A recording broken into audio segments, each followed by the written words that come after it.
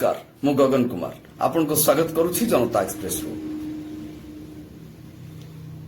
बारिपदा आगामी खरीफ ऋतुरे हेबाकु थिबा कृषि कार्यर सठिक परिचालन पई बुधवार दिन मयूरभंज जिलापाल कार्यालय स्थित महात्मा गांधी बैठक गृह रे जिलापाल श्री दत्तात्रेय भाऊसाब सिंधे अध्यक्षतार जिला स्तरीय कृषि कार्य योजना बैठक अनुष्ठित हो जाइछि। एही परिप्रेक्षी रे जिलार कृषि अधिकारी श्री सिद्धार्थ बेहुरा जिलार कृषि संबंधी तथ्य उपस्थापन करथिले।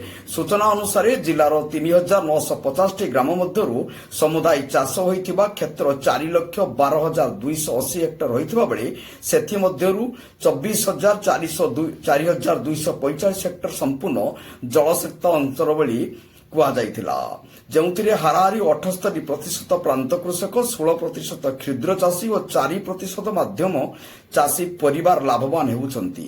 ଏହି ବୈଠକରେ ଚଳିତ ବର୍ଷ ରବି ଋତୁରେ ହୋଇଥିବା ଚାଷର ବିବରଣୀ ଶ୍ରୀ ବେହୁରା ପ୍ରଦାନ କରିଥିଲେ। ସେ କହିଥିଲେ ଯେ ରବି ଫସଲ ମୁଖ୍ୟତଃ ତୈଳ ଉତ୍ପାଦ୍ୟ ଜାତୀୟ ଫସଲ ଯଥା ସୋରିଷ, ବାଦାମ, ରାଶି, ସୂର୍ଯ୍ୟମୁଖୀ ଇତ୍ୟାଦି। ହାରାହାରି 12,442 କୁଇଣ୍ଟାଲ ମଞ୍ଜି ଉତ୍ପାଦନକ୍ଷମ ହେବା ପାଇଁ ପ୍ରସ୍ତୁତ ହୋଇଛି। ଏହି ପରିପ୍ରେକ୍ଷୀରେ କୃଷି ଯନ୍ତ୍ରୀକରଣ ମାଧ୍ୟମରେ ଜନନିଧି ଓ ସୌର ଜଳନିଧି ଯୋଜନା ମାଧ୍ୟମରେ ଚାଷ ଜମିମାନଙ୍କୁ ଜଳସେଚିତ କରାଯାଉଛି। ଏହି ଉପଲବ୍ଧି ଦେଖି ଜିଲ୍ଲାପାଳ ସନ୍ତୋଷ ପ୍ରକାଶ କରିଥିଲେ।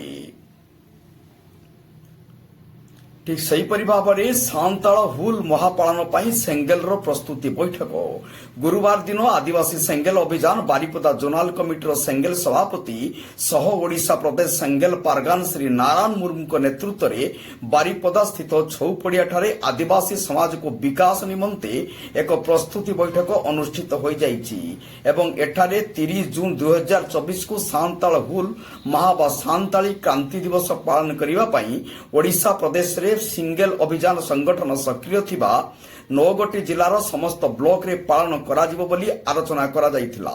तत्सहित पूर्वतन सांसद सालखान मुर्मू मार्गदर्शन रे उक्त ऐतिहासिक दिवस पालन अवसर रे आदिवासी समाज गुलामी आजाद करबा पई सामाजिक क्रांति, धार्मिक क्रांति, राजनीतिक क्रांति, आर्थिक क्रांति गुड़िक सफल करबा पई शंख बजाई तीव्र आंदोलन घोषणा कराजिबो एवं आदिवासी स्वशासन व्यवस्था रे संवैधानिक सुधारा, माझी बाबा ग्राम मुख्य बदलाव, ग्राम बचाओ, हांडिया निशाद्रव्य हटाओ, समाज बचाओ आह्वान को सफल करबा पई विशाल जन एकता गठन करा जिवो। सेथि पई प्रत्येक आदिवासी ग्राम रे जनजागरण सभा करबा को निष्पत्ति निया जाइछि।